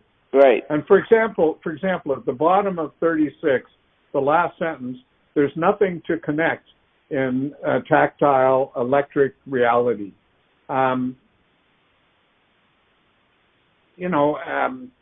you say, that's as you go on to say later, that's a visual view of electric reality, because the nothing, that is to say the tactility, that is to say the implosion, is exactly what makes the new intelligibility of the Marconi era. Right. Right? Yep. A bit always has a gap. There's no such thing as a bit that doesn't have a 1 or a 0. Yes. A plus or a minus. Right? That's the very heart of computing, is that gap. And so in a Aphelion, in a little epic, if you didn't have the gap, you would have the epic. Yes. Right? Yeah. Because you need the two sides that cannot collapse in order to have the resonance. Exactly. And so just to say, after Baudrillard says an implosion, I say, and this is why McLuhan would say there are no connections in matter. There's nothing to connect in tactile electric reality. And then I say, so Baudrillard is redoing McLuhan when McLuhan emphasizes tactility, which can't be visualized. You can't make any dialectic out of it. But Baudrillard's updating it to the android meme level of subatomic particles and genetic codes. It's more modern. It's more up-to-date than the technology McLuhan's using. Baudrillard is doing McLuhan, but updating it and making people probably unable to understand it because they don't fully understand McLuhan. I'm using Baudrillard to point out that you've got to figure out what McLuhan is saying, that it points to this paragraph that Baudrillard is saying. And because you don't understand McLuhan, you don't understand what Baudrillard is doing. You don't know that he is replaying McLuhan. You wouldn't know that. Nobody knows this unless you know in-depth McLuhan via Finnegan's Wake. Does that make sense to you? Sort of? Well, it makes sense, but one of the differences between you and me is that I could never write stuff like you have here. It's more modern. It's more up-to-date. Baudrillard is doing McLuhan, but updating. To me, all of that's linear, and it's something that I hope in the course of discussing the book, and even right now, it's something that I hope to understand from you, because for me, the linear in McLuhan is a very sort of secondary thing, but you very much like the idea of updating and of yeah, I did a little. You know, McLuhan once said, I remember in September 78, he did a talk here in Toronto, and I went to it. It was a bunch of psychologists, and he actually, in the middle of it, made a moral statement. Now, they seem to have known that he was legendary for not making moral statements, and then he just said, as an aside, occasionally I slip a moral statement in. And everybody laughed, but that's what I do. I slip in a little visuality every now and then. Yeah. Because it is a visual medium I'm communicating in. And if you want a counter visuality effect in reading, you go to Finnegan's Wake, which can't be linearized. Can't do it. Right. Do a couple of words, but so my alibi is the medium is the message here. I am going visual. It's a very distorted understanding of the present, but people like this. They like linearity, or the West does. They like linearity. Yeah. I'll just say I understand the strategy, and maybe I even admire the strategy in some ways. But for me, when people like something, it's almost always through the use of the rearview mirror, and it's not necessarily going to get them anywhere. Right. Yeah, I'm aware of that. See, I'm still in the cul-de-sac. I have to stoop to conquer, but I fail. Well, we all fail, Bob. Yeah, right. Okay, I want to end soon, but I want to bring up this. I don't know if I've ever talked about this with anybody, but in Mechanical Bride, he talks about at the end of the 19th century, I think he says in a kind of information overload, he implies that, but he doesn't say it, biology became a useful framing containing metaphor. Do you remember that statement? Yes. That's pretty important, that biology is the end of visual space, and that's the problem. You study medicine, you go to college, you get expert on our biology, But that hampers you for understanding the extended world that Lewis started to talk about, the extension of our organs. It's not biology anymore. And that might get into second sight there, or collective second sight. So, but why do you say that's not biology? Because I would have thought that you very much like the idea that the organic and life go together, and presumably the organic, life, and biology all go together. So I don't understand why you would see that as constraining.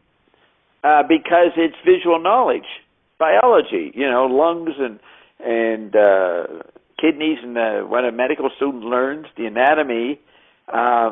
Isn't that what biology is? What is biology? Is it just nature?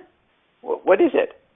Well, I mean, number one, like every other word, it's got many meanings depending on how it's being used, right?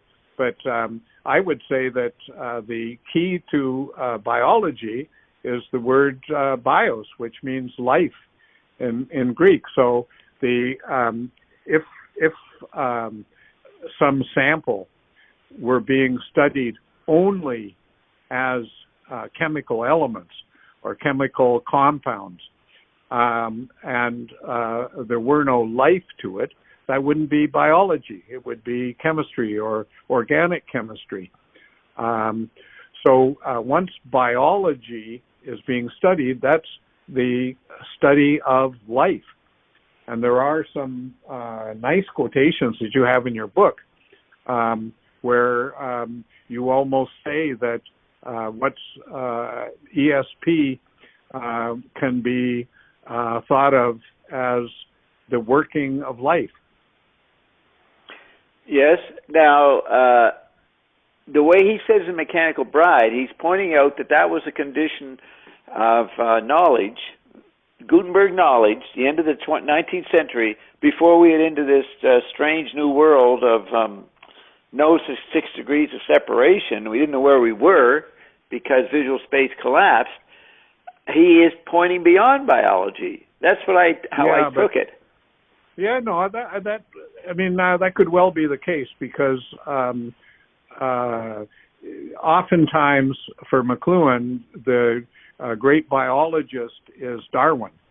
And so if biology is cached in terms of the origin of the species, this great linear passage that leads up to modern humans that neglects the missing link, then of course biology is going to be just another word for the Gutenberg galaxy. Right.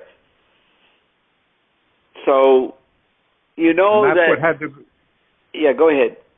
Well, the number or the year 1900 is very, very significant for McLuhan because you have Planck's constant is formulated that year. The interpretation of dreams is published from Freud that year. You have experiments in both music and painting, and in fact also in sculpture, that are breaking with the 19th century traditions. So what McLuhan is saying is that right at the turn of the century, in practically all fields, you have this bursting of the old molds. The old what? Molds, yes. The old mold. Yeah. Right. Now, doesn't he say in Gutenberg Galaxy about Teilhard de Chardin that he discovers that electricity is a biological event? You remember that statement? Yes, I think I do. Yeah.